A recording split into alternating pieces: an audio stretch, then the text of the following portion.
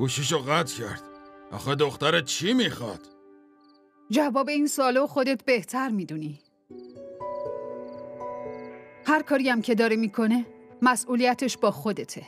به جای اینکه با اون حرف بزنی چرا داری منو نصیحت میکنی؟ همینه. مشکل همینه. با تو که حرف میزنم میگی دارم از اون طرفداری میکنم. با اون که حرف میزنم اونم همینو بهم میگه.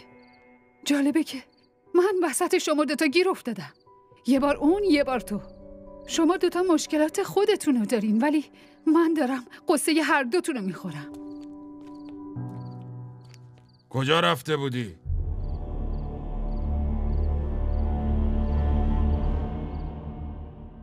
دارم ازت میپرسم کجا رفته بودی؟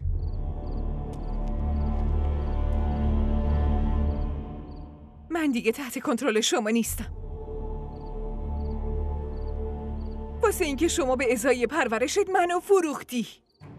واسه همین حق نداری هیچ سوالی ازم بپرسی دیگه. هوری این پدرته. من دیگه هیچ نسبتی با شوهر شما ندارم مامان. واسه همین بهش بگو نمیخوام حتی یه کلمه حرف بزنم. حرف نزن. ولی اگه همینطوری بدون اجازه، بدون اطلاع بازم از خونه بخوای بری بیرون، منم دیگه هیچ وقت باهات صحبتی نمی کنم. خودمم همینو میخوام که دیگه با من حرف نزنی. هوری!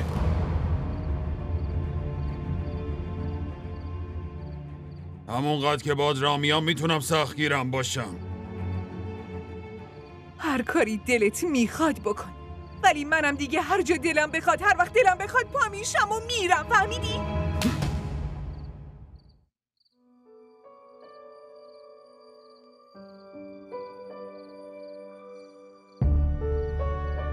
تا حالا برات مثل یه دوست بودم، ولی الان نشونت میدم که پدر یعنی چی.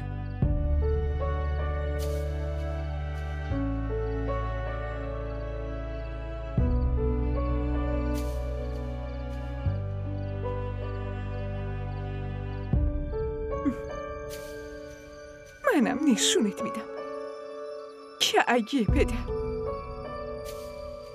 مثل تو باشه، دختر باید چه جوری باشه.